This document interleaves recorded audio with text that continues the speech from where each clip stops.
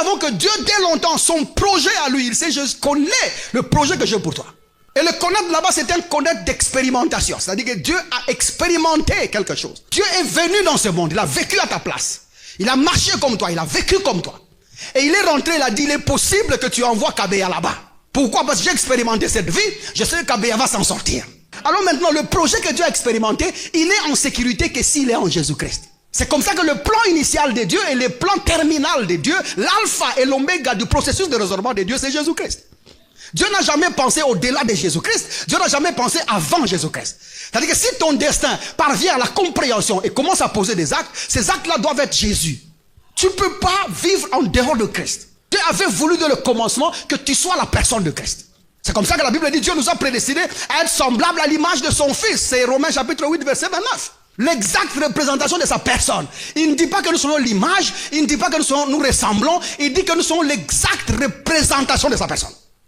Tel il est, tel nous sommes dans ce monde. Alors maintenant, par la foi en Jésus-Christ, parce que nous parlons du destin, celui qui a reçu Jésus-Christ comme Seigneur et Sauveur a atteint sa destinée. Il a atteint son destin.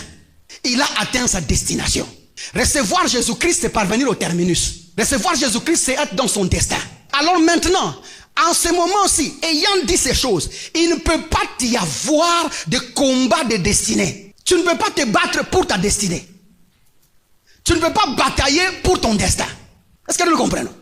Parce qu'en réalité, ton destin, c'est une personne. Ta destinée, c'est une personne. Et cette personne-là, c'est Jésus-Christ. Du moment que tu es dans la personne de Jésus-Christ, tu as atteint ton destin. Il n'y a donc pas de combat, parce que ton destin n'est pas matériel. Ton destin n'est pas en francs. Ton destin n'est pas en dollars. Ton destin n'est pas que tu achètes des maisons ou que tu achètes des véhicules. Ton destin est que tu sois l'exacte représentation de son Fils.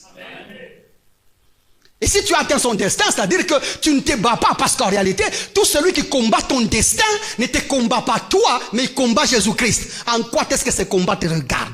Celui qui se bat contre ta destinée ne se bat pas contre toi, parce qu'en réalité, ta destinée c'est une personne. Laisse-lui se battre avec Jésus. Quelqu'un est avec moi jusque-là? Il n'y a pas de lien de destinée que nous devons débloquer avec une alliance. Il n'y en a pas. Il n'y a pas l'offrande qui délie des destinées.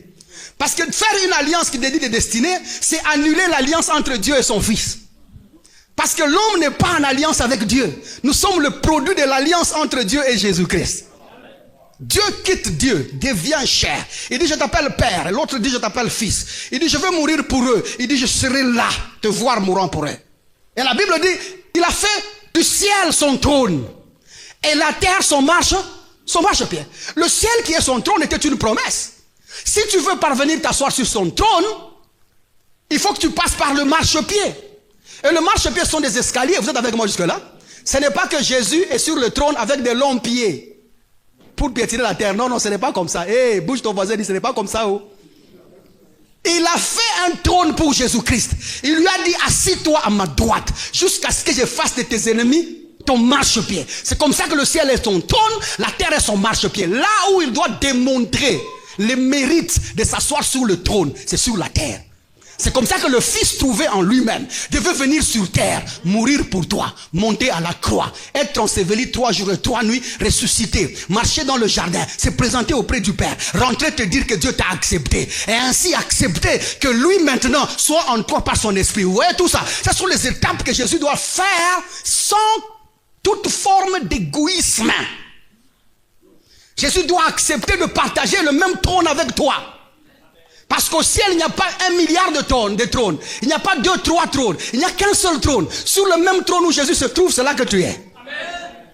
Alors maintenant, le marchepied, c'est les souffrances que le Seigneur devrait connaître. Maintenant, il est assis en toute sa gloire au nom de Jésus-Christ. Si ça va ce que je dis, on peut dire un bon amen comme ça dans la race. Alors maintenant, à cet effet-là, ta destinée, elle est scellée dans la personne de Jésus-Christ parce que ton destin, c'est une personne. La personne de Jésus-Christ.